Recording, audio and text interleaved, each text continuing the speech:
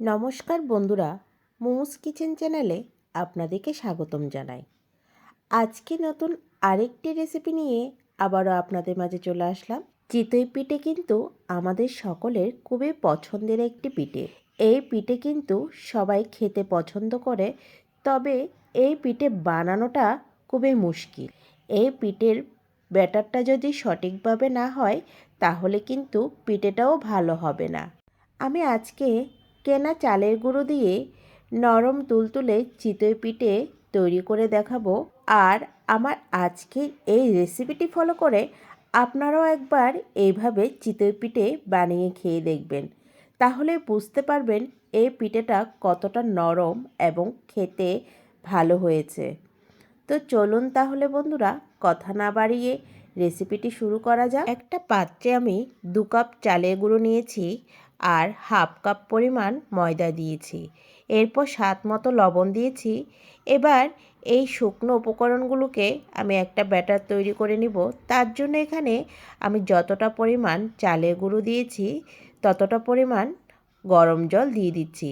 এখানে গরম জলটা কিন্তু অতিরিক্ত গরম কিংবা অতিরিক্ত ঠান্ডাও হবে না, উষ্ণ গরম জল দিয়ে আমি একটা ব্যাটার তৈরি করে নিয়েছি। আপনাদের হাতে যদি সময় থাকে এই ব্যাটারটি 1 ঘন্টা রেস্টে রেখে দিতে পারেন। আমি যেহেতু আপনাদেরকে ভিডিও করে দেখাচ্ছি, তাই আমি সাথে সাথে এই চিতই পিঠেগুলো তৈরি করে নিব। তার জন্য একটা ব্লেন্ডার জারে আমি এটাকে ব্লেন্ড করে নিয়েছি। এটাকে ভালো করে ব্লেন্ড করে নেওয়ার পর এখানে সামান্য একটু বেকিং সোডা দিয়ে দিচ্ছি। আবারও খুব ভালো করে এটাকে মিশিয়ে নিয়েছি। দেখুন আমার চিতই পিঠের ব্যাটারটা কিন্তু একদম পারফেক্টলি তৈরি হয়ে গিয়েছে। এবার আমি পিঠেগুলো বানিয়ে দেখাচ্ছি। এখানে আমি একটা নর্মাল কড়াইতে এই পিঠেগুলো বানাচ্ছি। আমি একটা বাটিতে অল্প তেল আর জল মিশিয়ে রেখেছিলাম, তার গোলা জলটা আমি কড়াইতে দিয়ে দিয়েছি। এরপর 1.5 চামচ করে ব্যাটার আমি দিয়ে দিচ্ছি।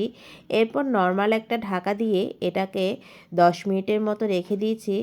10 মিনিট পর ঢাকাটা তুলে নিয়েছি। দেখুন কত সুন্দর পিঠেগুলো তৈরি হয়ে গিয়েছে আর কি সুন্দর ফুলেছে, আপনারা নিশ্চয়ই দেখে বুঝতে পাচ্ছেন।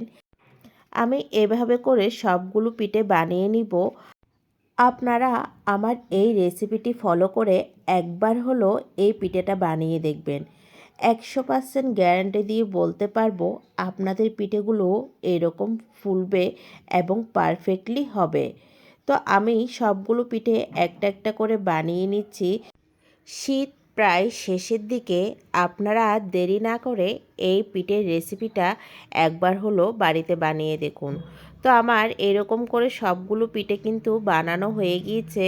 সবগুলো পিঠেই কিন্তু সমানভাবে ফুলছে এবং পারফেক্টলি হয়েছে। আপনাদেরকে আর মুখে বলে বোঝাতে হচ্ছে না, আপনারা দেখেই বুঝতে পাচ্ছেন। এখন এই পিঠেটা আমি গুড় দিয়ে পরিবেশন করব। আপনারা চাইলে এই পিঠেটা দুধে ভিজিয়েও খেতে পারেন কিংবা গুড় দিয়ে খেতে পারেন। যে কোনোভাবে এই পিঠেটা খাওয়া যায়।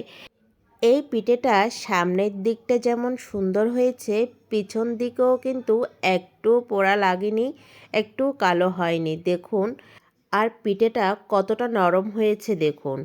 তো বন্ধুরা, আজকে কেনা চালের গুঁড়ো দিয়ে এই চিতই পিঠের রেসিপিটা আপনাদের কেমন লেগেছে অবশ্যই আমাকে কমেন্ট করে জানাবেন।